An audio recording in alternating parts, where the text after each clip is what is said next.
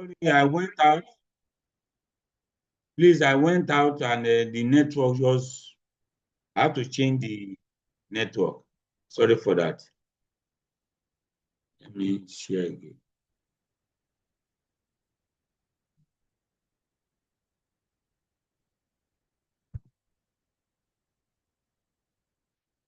Yes. So, as I was talking, before you can understand the concept of relative risk and odds ratio, you need to understand the concept of risk and odds. What is risk? What is odd? So then you'll be able to understand relative risk and odds ratio. Risk is the same thing as probability. So probability is the chance of occurrence of an event. It's the same thing as risk. Another name for probability is risk. But because people, when they say, you are taking risk, you only talk about bad aspect of risk. You see, probability, when they say you are taking risk, that is probability of bad thing happening. But it's probability either bad thing or good thing happening is risk. But if you are driving at night, you travel at night, you are taking risk. They are talking of risk of something not good happening. That's probability of bad thing happening. But probability of good thing happening is risk also. Risk is probability. The relationship between odds and risk, for you to understand the meaning of odds, is that odd is risk over 1 minus risk. Okay, let me explain for you practical sense. If you say the probability of it raining tomorrow is 0.6, please, you can unmute and answer me because it's a class. So what is the probability of it not raining? So the probability of it raining tomorrow is 0.6, which is 60%. That is the risk of it raining tomorrow. What is the probability of it not raining? Who can give the answer? 0.4. 0.4, because you remove it from 1. You are right. It's 0.4. That is 1 minus the risk is the probability that it will not happen. So when you say odd is risk over 1 minus risk, odd is the probability that event happen over divided by the probability that it will not happen. Probability that event happen over the probability that event will not happen. The event will not happen is 1 minus that it happened. So when we say odd is risk over 1 minus risk, it means odd is the probability that event happen divided by the probability that it does not happen. You will see that, we know the probability is from 0 to 1. It can never be less than 0. It cannot have negative value. It can never be greater than 1. That's risk for you. But the odd is not like that. It's from 0 to infinity. For example, now, when we say probability of it raining tomorrow is 0.6. Of it not raining, which is 1 minus 0.6, 0.4.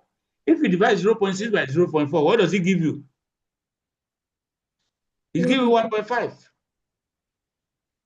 Can you see now? So the odd, the corresponding odd is greater than 1.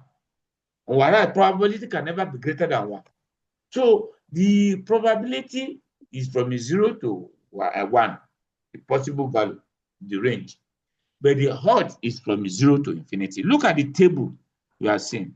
It tabulates the probability and corresponding odds. When probability is 0, odd will be 0. If you say 0 over 1 minus 0, it's going to be 0 now. Look at, yes, and somebody is asking, Fana Shetima, you want to ask question?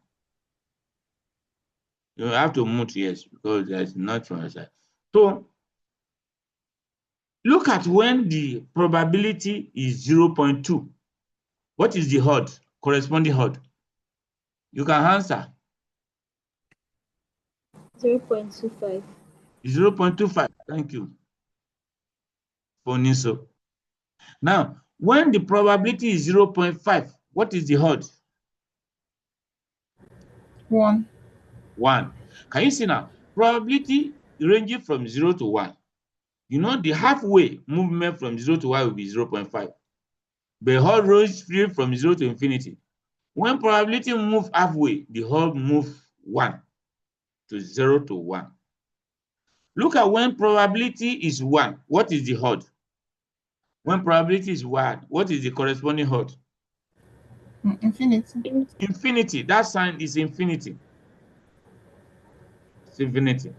So you will see that the probability, the corresponding probability, a corresponding odd for a particular probability can be a value that is far, far greater than 1. Can be, when you say infinity, can be 1 million, 1 billion, whatever, depending on the value of the probability. As you see, 0.9999, can you see? Now, if you compute 0.999, it will be 9,009 million times the odd. Now, you see the people that bet, football bet, they don't use probability to bet. They use odd, calculate their chance. What they do is that they calculate the probability of different club winning. They look at many, many things. The probability of different club winning. But when they calculate it, you will see that some we have that very close. When you say someone is 0.1, 0.56, 0.678, and that one is 0.81. So you see, you may not see any difference in the probability value of 0.78, 0.81. But when you convert to odd, you see big difference. You will see that 0.81 may be far higher than that 0.79. So when they calculate the odd, because the odd will be able to give distance.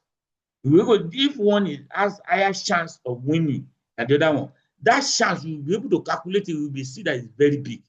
That's why they use odd. They don't use because the range of value of probability is narrow. But the other one is 0 to infinity, odd. And you can change, if you know risk, probability, if you know odd rather, you can change, you can calculate risk also. Risk is odd over 1 plus odds. Now, look at all this probability of the event over 1 minus probability of that event, that yes, 1 minus probability of the event, that is P all over 1 minus P. Now, anyway, don't let me in this, just leave that diagram, we'll come back to it, the explanation. So if you plot the graph, if you plot graph of odds, vertical risk horizontal, you will see that odds, can you see, when risk is going to, can you see, horizontal risk, as it's approaching 1, that odd is going to infinity. If we not touch that one, it's going to infinity. Just leave that some things. I will skip here because the slides was made for workshop before, it's not for lecture. So there's some detail now we will not be able to crack. Let's now talk about relative risk. Relative and odds ratio. Relative risk is also known as risk ratio. It compares two risks. That's meaning. That is, you have two risks, and the comparison is by division. You remember I told you ratio, what you get by dividing two quantities of the same unit. So when you hear the word ratio, it connotes there's a division somewhere. So when you are comparing two things by dividing, that is ratio. If you want to compare two people, their weight, you divide one by the other one. You are trying to see how many times this one is richer than the other one. That's what it means. But if you minus, by how much more is it richer? By how much is it richer? It's different from how many times is it richer. If you remove, you minus one person money from another person, that's how much more richer. So, but if you divide, you are the one you use as the numerator. You want to know how many times is C richer. The one that you put as denominator. Zainab, you are disturbing the class.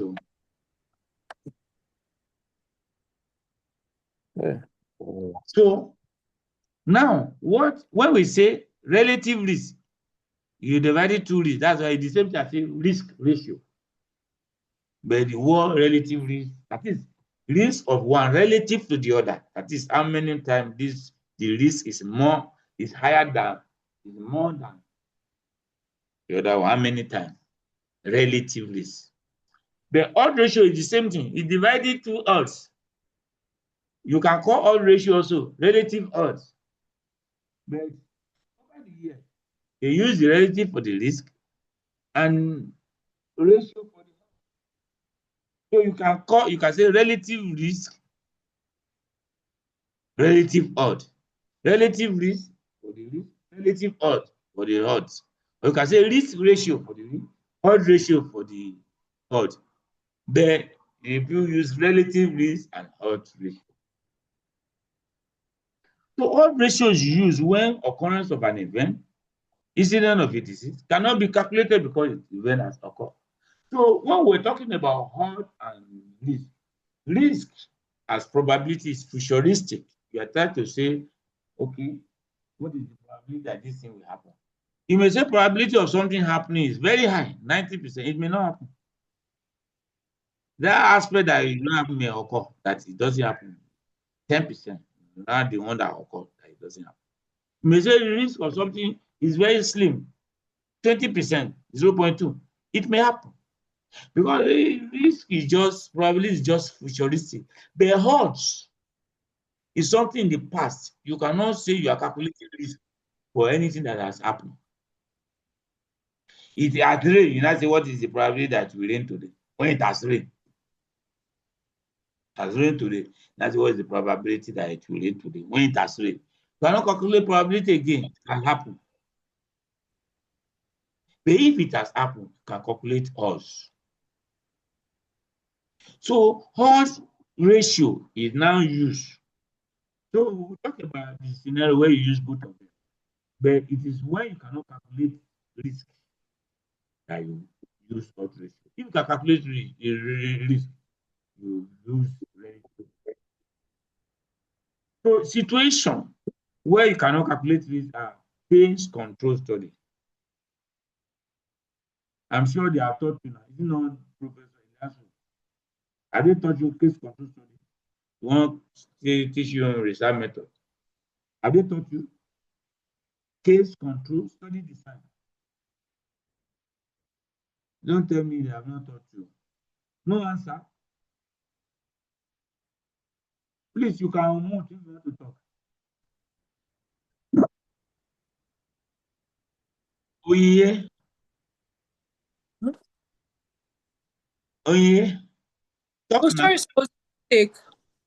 And what is it? It was a mistake. Sorry, sir. It's not a mistake. Talk. Have they taught you case control study, cross-sectional study, analytical study? Yeah, Yes, sir. it's been mentioned in the class, sir. It's been mentioned, not that it has been taught. It's been taught. Okay.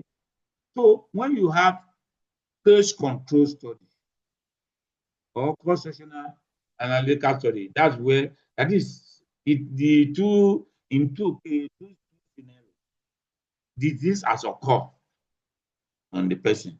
The event, because most of the time, what we are interested in is the disease now. The event. So the event has occurred. So most statistical methods such as logistic regression that are employed in identifying the prediction of outcome and remove confounder use odds ratio to measure the descent of association. So you will see that odds ratio is more universal, is commoner in usage than the relative risk. Go to see the reason. So how do you calculate risk? That is, in which situation, rather not how now. In what situation do you calculate risk?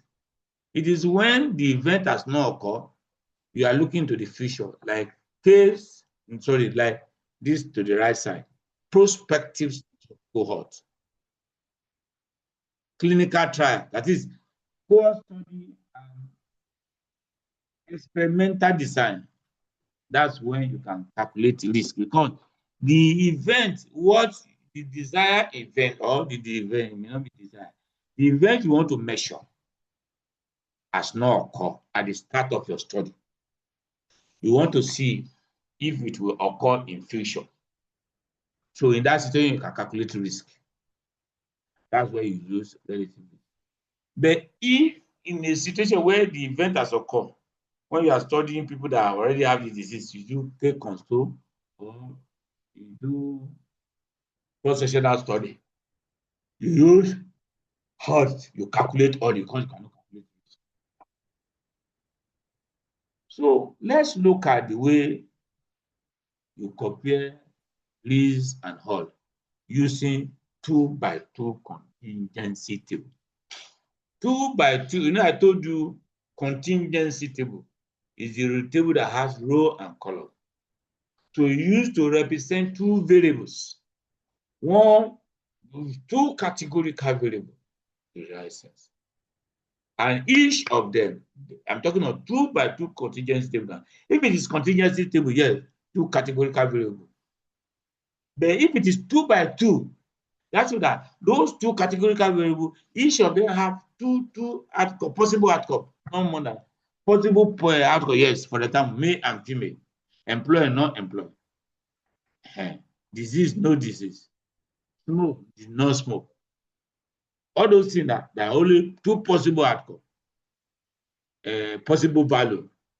They are dichotomous, both the exposure and outcome, they are dichotomous. In that situation, we use 2x2 table. So it is 2x2 contingency table used to calculate relative risk and odds ratio.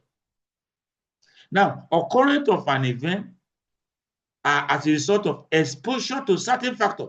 Something happened. Oh, somebody is sick, not sick. It's because he is exposed, whether he is exposed to a factor or he is not exposed. Now, the relationship between exposure to a factor and the occurrence of an event can be depicted in a 2x2 contingency table. The row represents exposure to the factor.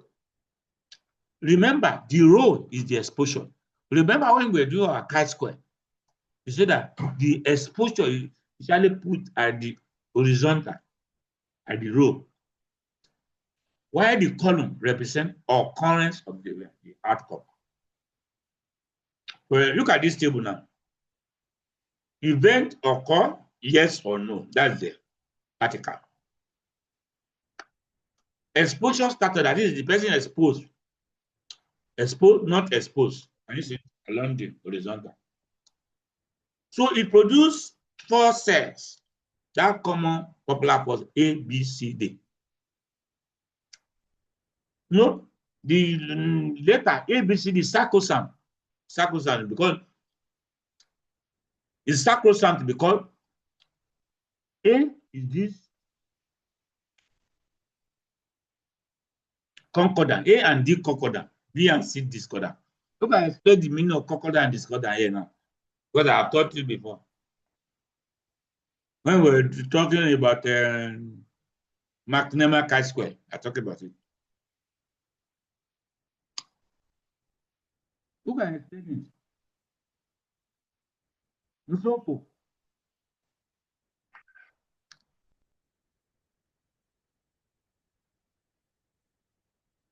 Amanda, explain. Which of them can you explain why A and D are concordant, B and C are discordant? All this, if you don't understand them, it's difficult to understand some concepts. They are simple. I think because how will I explain? A is exposed and an event occurred. Yeah. D wasn't exposed and event did not occur. Yeah.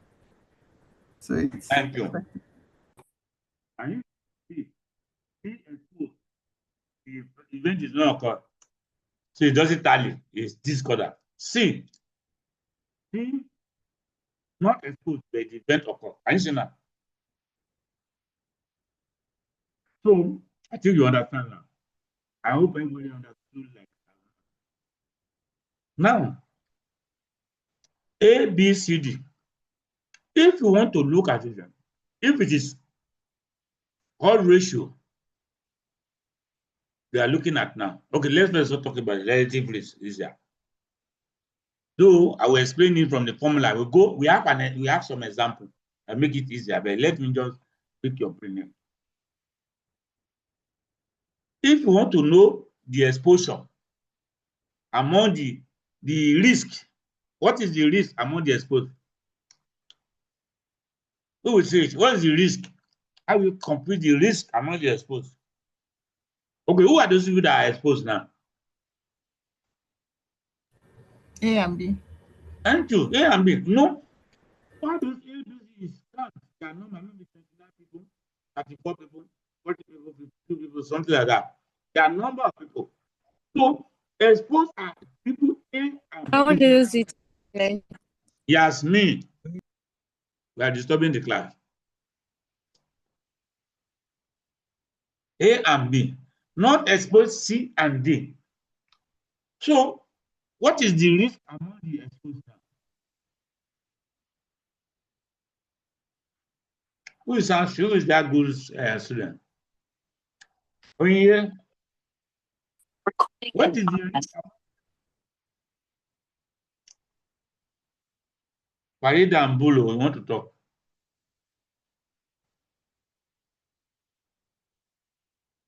No, it's supposed to be a class, so it's interactive. Amanda, I want to talk.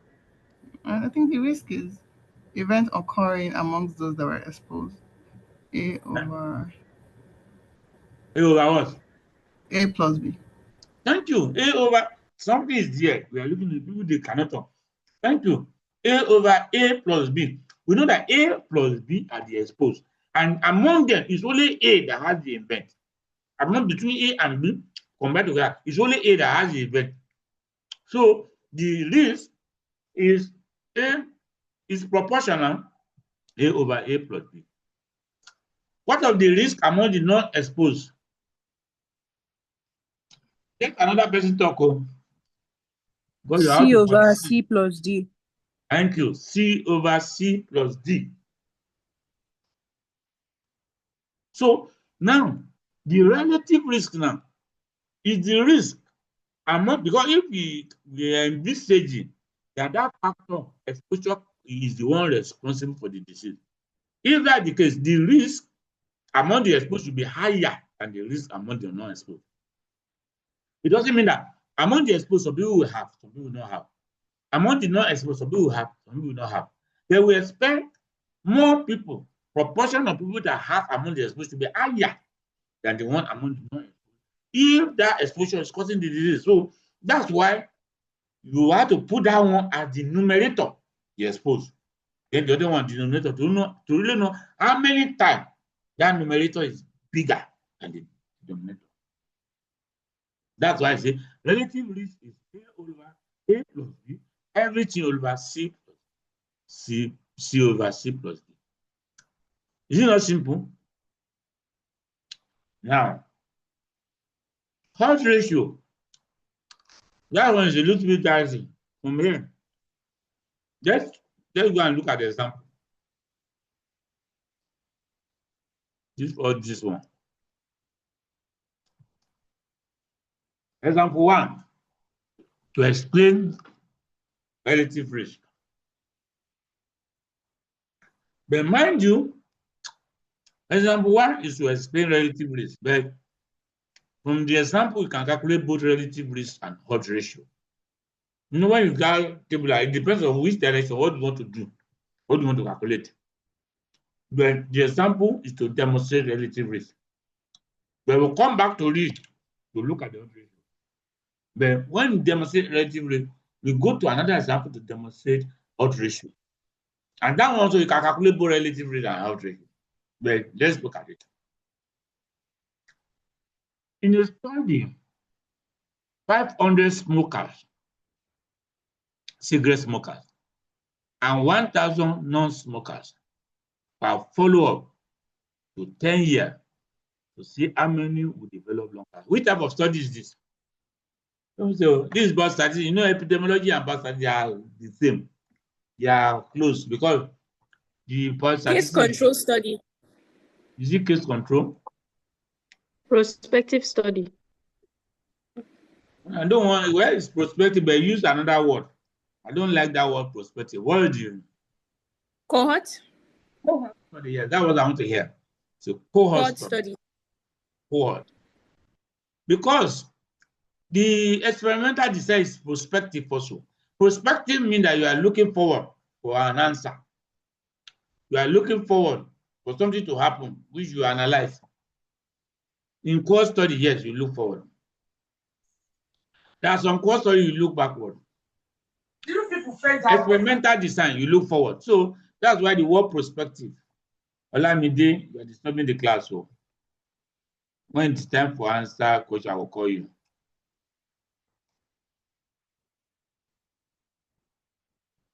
To mute you is difficult. Now, so core study, yeah, thank you. So 500 smokers and 1,000 non-smokers will follow up to 10 years to see how many will develop lung cancer. If 25 of the smokers and 5 of the non-smokers develop lung cancer, respectively, what is the relative risk of developing lung cancer following smoking? Now, normally, if they give you this question now, the table will not come with it. It's you that will draw the table. You will be able to draw the table with this narrative. But anyway, it's an example. I've drawn the table here. You will see, it said 500 smoker. Can you see? Smoking, yes. The total at the end is 500. 1,000 not smoking. So smoking, no. The total along the end is 1,000. They now say, if you are to draw the table, that's where you'll be putting it. 500, 1,000. They now say, if 25 of the smoker, 25 out of 500 develop lung cancer. 25. So that should have under exposure smoker, the yes for the lung cancer is 25. Of course, the remaining one will be 500 minus 25, give you 425. Then I say for the non-smoker, 5 develop. Yes, there is 5. You don't remove 1,000 minus 5. So you can actually add together, you already know the 25 plus 5 give you 30. So for 475 plus 995 give you 1,470. So the total is 1,500. You know that 500 smoker, 1,000 non-smoker, making 1,500. Simple. The relative risk is 25 over 500. You know, A plus B is 500. A is 25. B is 475. If we say A over A plus B, that is 25 over 25 plus 475. And 25 plus 475 is 500. So relative risk A over A plus B over then 6 over 6 plus B. So 5 over 1,000. That is the risk among the non-exposed. So is it clear now? When you do your mathematics, 25 over 500 divided by 5 over 1,000, it gives to be 25 over 500 times, if you know your mathematics. Know your mathematics very well. Body mass, say 1,000 over 5. You know, when you want to change division, something that is division, you want to change to times, you will swap it. The numerator becomes denominator, denominator becomes numerator. So the answer is 10. So what this relative risk of 10 mean that the risk among the smoker, which is 25 over 500, is 10 times the risk among the non-smoker, which is 1 over 1,000. 10 times. So after that, the people that smoke, they are 10 times more likely to have lung cancer than the people that don't. Then let's move to the next one. Leave the odd ratio. Let's go to example of odd ratio. So if you run it with SPSS, it gives you the same thing.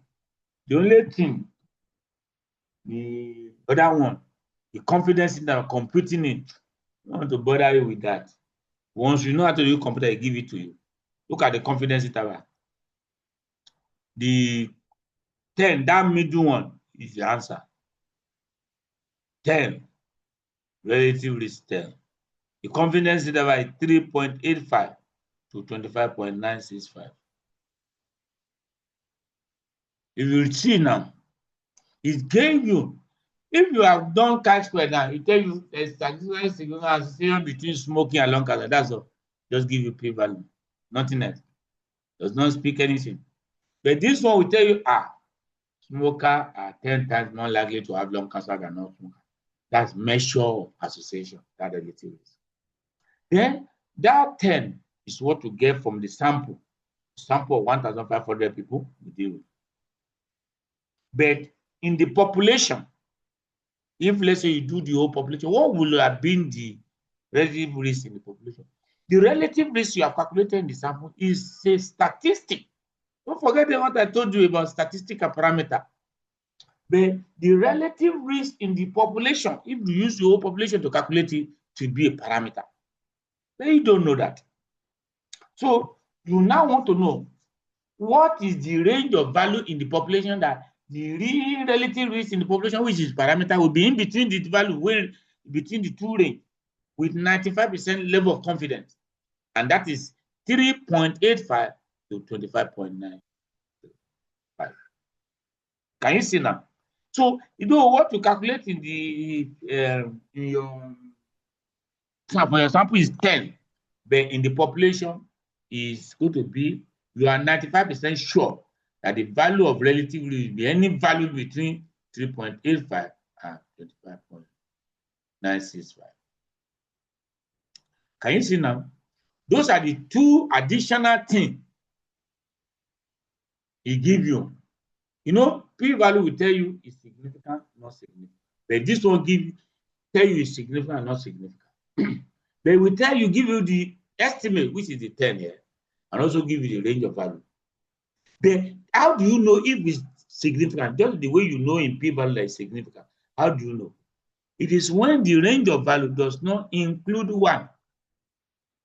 You remember, if the risk among the exposed is equal to the risk among the honest, when you divide it, what will it give you? Who is the intelligent